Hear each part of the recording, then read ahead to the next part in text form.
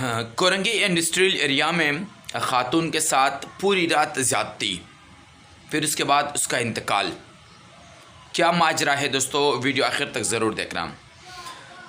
دوستو، کورنگی میں industrial area میں ایک خاتون کو اوور ٹائم کے بہانے روکا گیا، پھر اس کو کانے میں کچھ کھلایا، اور جو سٹاف تھے اور جو کمپنی کے منیجرز اور دیگر ساتھی تھے اور مالکان تھے، یہ سب نے مل کر اس عورت کے ساتھ زیادتی کی۔ یہ خبر آئی ہے اور مجھ تک بھی پہنچی، اس کی ویڈیو بھی آئی ہے اور ساتھ ساتھ میں اس پر پوسٹ بھی آئی ہے، جو سب کچھ میں آپ کو سامنے دکھا رہا ہوں۔ پھر زیادتی کے بعد پوری رات وہ لوگ زیادتی کرتے رہے، صبح تک نشہ آور چیزیں کھلا کر پھر اس کا انتقال ہو جاتا ہے۔ دوستو، یہاں پر ہماری اور آپ کے دل و دماغ میں یہ سوال ضرور اٹھتا ہے کہ ظلم ہے، آف کورس ظلم ہے، زیادتی ہے، ان کو سزا ملنی ہی چاہیے۔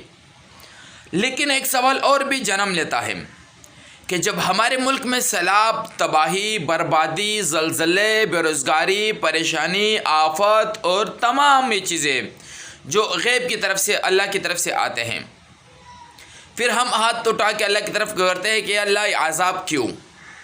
لیکن ہمارے دل و دماغ میں یہ چیز کبھی بھی نہیں ہوتی کہ ہم میں سے کچھ لوگ ایسے منافق موجود ہیں جن لوگوں کی وجہ سے ہم پر یہ سیلابیں، یہ تباہی، یہ بے روزگاری، یہ بدبختی مسلط ہے۔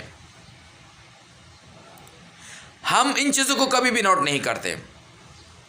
دوستو، یہ پورا ایک واقعہ ہے، آپ لوگوں کو میں نے یہ سنایا۔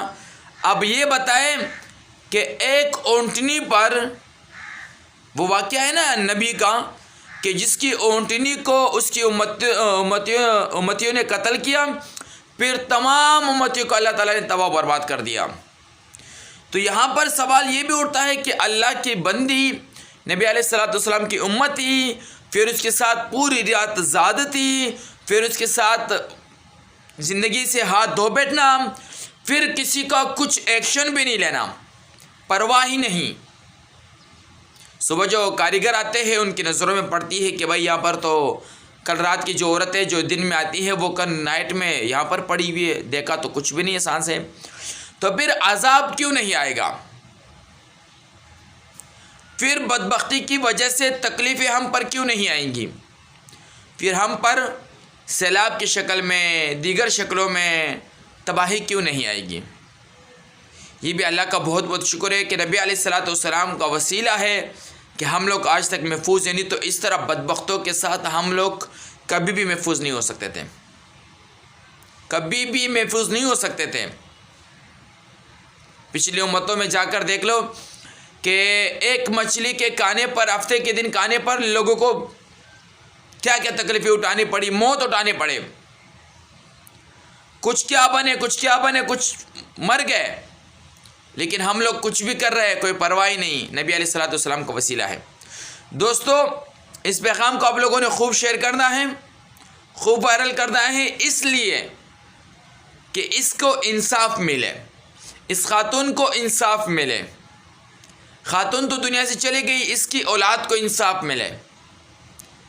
کوئی بھی بندہ مستی سے یا خوشی سے اپنی خواتین کو کمپنیوں میں نہیں بیچتا، مجبوری سے بیچتا ہے، تکلیف اور پریشانی سے بیچتا ہے، بے روزگاری سے بیچتا ہے، تو یہ لوگ مجبور اور پریشان حال ہیں، اور اس کے باوجود بھی کمپنی میں اس کے ساتھ یہ ہو، افسوس کی بات ہے۔